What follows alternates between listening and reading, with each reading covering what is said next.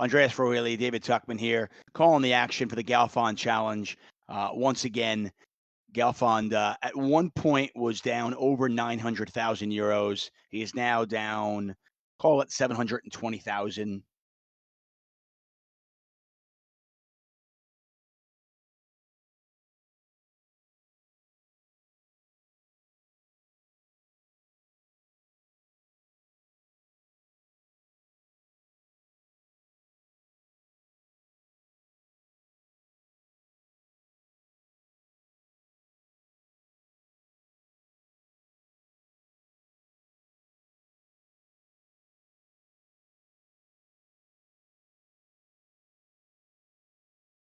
So Galfond yesterday basically won for the second time in this challenge. And we got a big pop brewing over on table number 1, 16-7 in there. A bet on the turn of 2,800 euros by Galfond. Venividi has raised. Galfond's all in. So was a singer, I think, it was a single raise pot, Phil betting the flop, or C betting, getting check called, and then check raise all in on the turn, Phil with a set, and Venividi with 2 pair and a flush draw, and Phil holds. Oh, 4-bet by Venividi on the right now. Could this be the 4-bet pot we're looking for? Action back on Galfond. He does call. If Galfond wins this pot, we've got another 20 euro giveaway.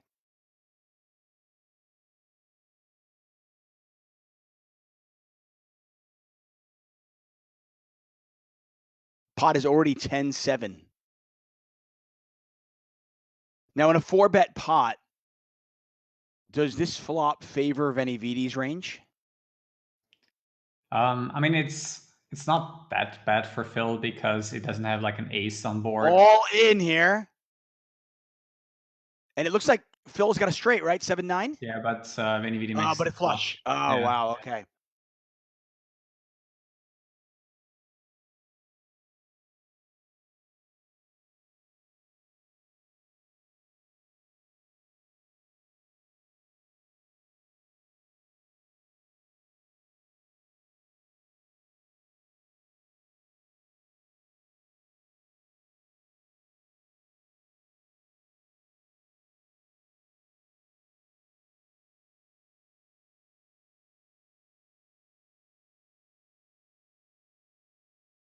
So far pretty even match, and we haven't really seen like too many showdowns. I mean, we've just seen like the last 5 minutes, Venividi giving up in one pair board spot where Phil had pretty decent hand on the river, trips in the straight, and then on the other table, I think he took it down. But yeah, it's going back and forth a little bit in here, and on the left, did I think Table Federer? Yeah. Yeah, we got a 5-figure pot here. It's a pot size bet by Galfond on the turn, on the deuce of spades. There's the all in. There's the call, big pot. And it looks like Venividi had the straight, right? He made the straight on the river, or did he already have it? No, I mean, he had 2 pair, and then on the river, I didn't see like whether he improved, but Phil needed to improve anyway.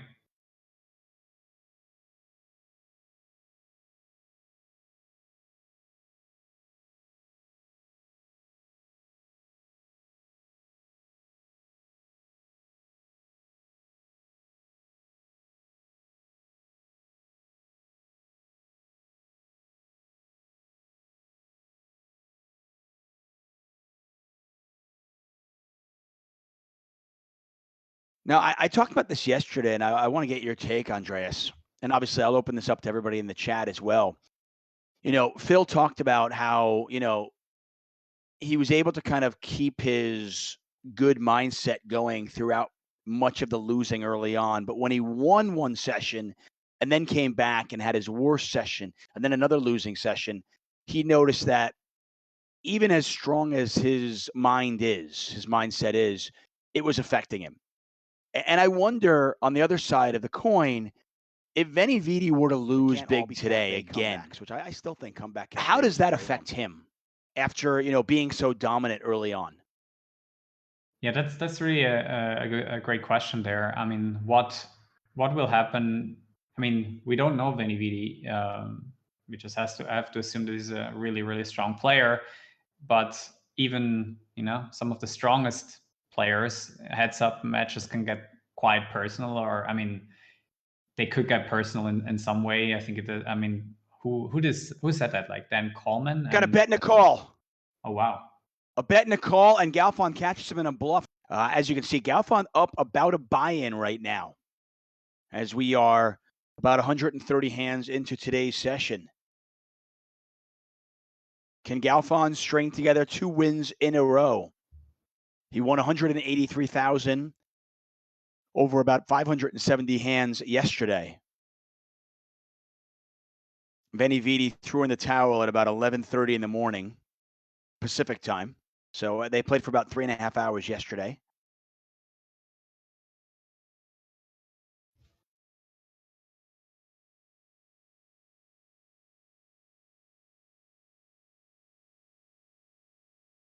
Yeah, the avatars are still hilarious, both screaming at each other. I used Pot to size bet here. Oh wow. Check. Well, we got a couple bet. Oh, a big pot here. Flush. Flush And versus. yep, flush No, versus that's trip good. kings. Flush is good. Yep, Galfond wins it there over on the McEnroe table. That is a 40K pot. I think there was a 3-bet call by 10-8-7 deuce double suited against Venividi's aces that did 4-bet, and then the money went in as Phil did flop a flush draw. Yeah, and in terms of biased commentary, we're going to do our best. I mean, hey, listen, we kind of talked about this on Twitter, and I talked about it yesterday. Venividi is, he's a faceless, anonymous player. Really easy to cheer for Phil Galfond in this case, and I think the vast majority of us are cheering for Phil Galfond. And if Phil Galfond makes a bad play, I'm sure that my co-commentator will say it. I am not experienced enough in PLO, and I'm certainly no experience in heads up PLO at this level to be able to offer any real analysis, which is why I asked. I just assume, once it's a 4-bet pot and the SPR is, what was it, 1.4? Yeah, something like that. Yeah. Yeah, well, I mean, with that SPR and you've got a flush draw, I'm just wondering. I mean, do you have to go with it in a heads up situation? So,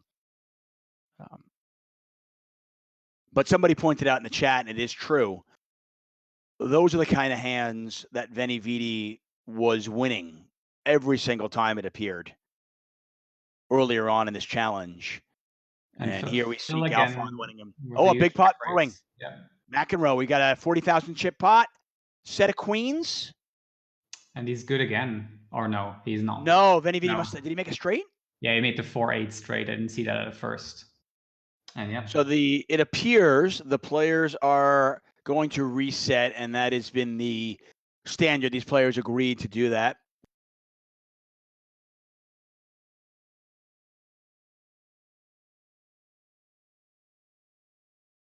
Got a 5-figure pot brewing on the McEnroe table.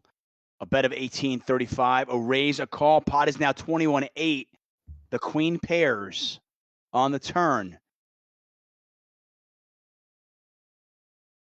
As you can see, the pot is nearly 22,000. Galfond with just 10 behind.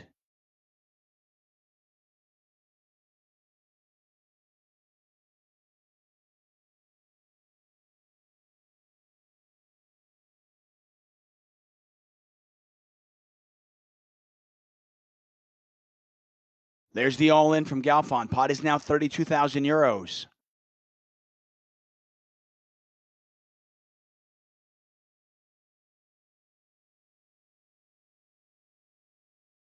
Apparently, And a bad Venividi. turn for Venividi, yeah.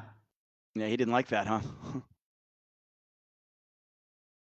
Now, on a spot like that, if Venividi had some sort of like flush draw, gut shot, or flush draw, straight draw combo, when the board pairs, if he's getting 3-1, does he sometimes just let that go, thinking that he could be drawing dead? Is that the thinking? Is that the thought process? Only if it's like a somewhat weak draw. I think the strong draws still he'll go with it. Okay. because it's just a half pot. Like he doesn't need like that much equity, and it's not like a guarantee that his opponent or Phil had a boat already, right? So I mean, that's kind of what I was getting at in the sense of, yeah. when you call 7,000 on the flop and the pot is 21 and your opponent moves all in for half pot, what hands are you calling on the flop with? Then you then fold when the queen pairs. Big pot over on table Federer going Venividi's way. I did not catch what they had. Did you see it? Well, Get a Phil replay of that one. had 9 high, and Venividi had a set of fives. Yeah, we'll have Pot to see the. sizes are Plocking 123 says pot sizes are hard to read. Yeah, there are no commas, but it takes a little bit getting used to. The first couple of days that I was watching these, I was like, wait, what's the pot? Oh, okay. But then you get used to it.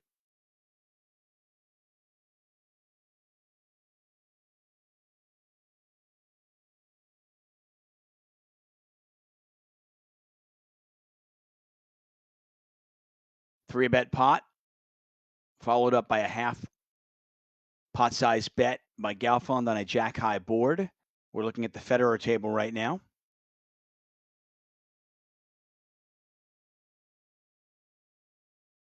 And a raise here from Venny.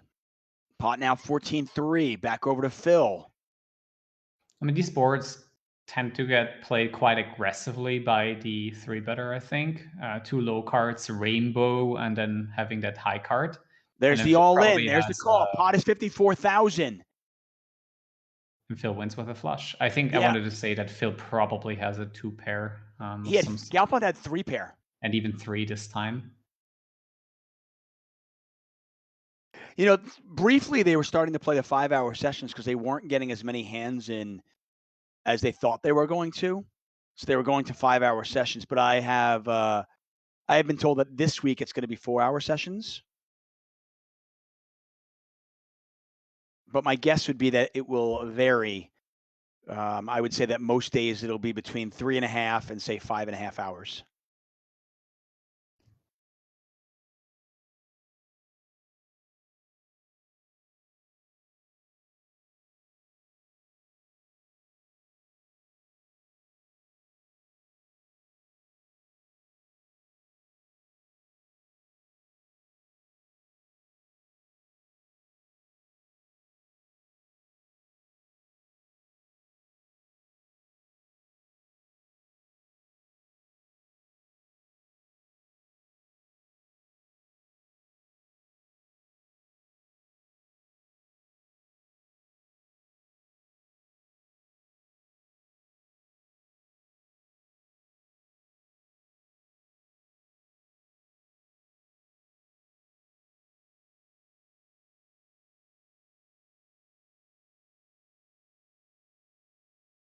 Five-figure pot over on Federer. This is a 3-bet pot. That is now 10-7. The board pairs on the turn, double paired now on the river. Every draw missed. And Galfond is going to bet pot.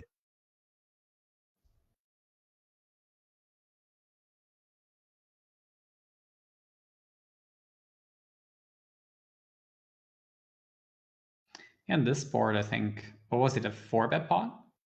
No, this is 3-bet. 3-bet. Yeah, 4-bet pot, I think the flop would have been mostly. There's a call. Not looking good for Galfond there, and Venividi with another good call. Yeah, I had the privilege of commentating on the Triton poker series. I went out to Montenegro a little bit about, I want to say like 10 months ago, last year. And I was out there, Stapes was out there, Randy Lou was out there, and the three of us did the commentary on that. So I had 13 days straight of short deck poker. So it was, jump right into the deep end. And it's a fascinating game. It was really interesting. Montenegro is gorgeous, by the way. Beautiful, absolutely Yeah, beautiful resort. probably should go there as well. I mean, the thing is, it's so high stakes, right? I mean, Oh, maybe ridiculous. someday I could dream of like entering one of the lowest offered games, but who There, knows? yeah, those are some high profile, huge games. Oh, all the money is in here. Phil wins with a straight huge combo draw against the 3 pair by Venividi. Galfond has said good game. So has his opponent. These players will be back tomorrow